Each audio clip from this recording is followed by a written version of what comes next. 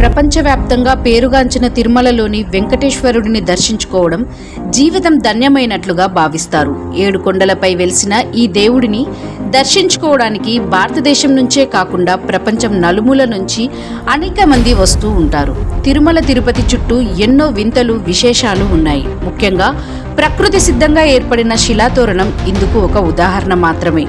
ఇదిలా ఉండగా వెంకటేశ్వరుడు కొలువై ఉన్న తిరుమలలోని గర్భగుడి కూడా అనేక వింతలకు నిలయం. ఇక వెంకటేశ్వరుడి విగ్రహానికి సంబంధించి అనేక ప్రశ్నలు తలెత్తుతాయి. తిరుమల మహాద్వారానికి కుడివైపున వెంకటేశ్వర స్వామిని తలపై అనంతాల్వారు కొట్టిన గుణపం ఉంటుంది. చిన్న పిల్లాడి రూపంలో ఉన్న స్వామివారిని ఆ రాడుతో కొట్టడంతో స్వామివారి గడ్డంపై గాయమై రక్తం వస్తుంది. అప్పట్నుంచే స్వామివారి గడ్డానికి గంధం పూయడమే సాంప్రదాయం మొదలైంది. వెంకటేశ్వర స్వామి విగ్రహానికి జుట్టు ఉంటుంది, అస్సలు చిక్కుపడదని అంటారు. దేశంలో ఒక్కచోట ఒక్కోలా రంగుల హోలీ జరుపుతారని మీకు తెలుసా? తిరుమలలో టెంపుల్ నుండి 23 కిలోమీటర్ల దూరంలో ఒక గ్రామం ఉంది. ఆ గ్రామస్తులు తప్ప ఇతరులకు ప్రవేశం లేదు అక్కడికి. ఆ గ్రామస్తులు చాలా పద్ధతిగా ఉంటారు. స్త్రీలు జాకెట్లు కూడా వేసుకోరు. అక్కడి నుండే స్వామివారికి వాడే పూలు తెస్తారు. అక్కడే తోట ఉంది. గర్భగుడిలో ఉండే పాలు, నెయ్యి, పూలు, వెన్న తదితరులతో పాటు ప్రతిదీ ఆ గ్రామం నుండే వస్తుంది. స్వామివారు గర్భగుడి మధ్యలో ఉన్నట్టు కనిపిస్తారు, కానీ నిజానికి ఆయన గర్భగుడి కుడివైపు కార్నర్లో ఉంటారు. బయటి నుండి గమనిస్తే ఈ విషయం మనకు తెలుస్తుంది. స్వామివారికి ప్రతిరోజు క్రింద పంచే పైన చీరతో అలంకరిస్తారు. అది దగ్గర నుంచి చూస్తే ఈ విషయం స్పష్టమవుతుంది. గుడిలో నుండి తీసివేసిన పూలు అన్నీ అసలు బయటికి తీసుకురారు. స్వామి వెనకాల జలపాతం ఉంటుంది. అందులో వెనక్కి చూడకుండా విసిరి వేస్తారు.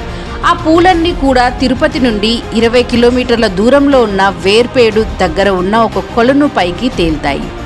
స్వామివారికి వీపు మీద ఎన్నిసార్లు తుడిచినా తడి ఉంటుంది. అలాగే అక్కడ చెవి పెట్టి వింటే సముద్రపు ఘోష వినిపిస్తుంది.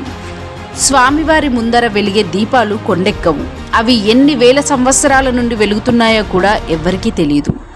గుడిపైన శిల్పాల్లో నంది విగ్రహం కూడా ఉంటుంది. దీంతో ఇది వైష్ణవాలయం కాదు, శైవక్షేత్రం అన్న వాదన కూడా వినిపిస్తోంది. 1800లో గుడిని 12 సంవత్సరాల పాటు మూసివేశారు. అప్పటి రాజు దేవాలయం ముందు 12 మందిని చంపి వేలాడదీశాడని దోష నివారణ కోసం ఆలయాన్ని మూసివేసినట్లు చెబుతారు.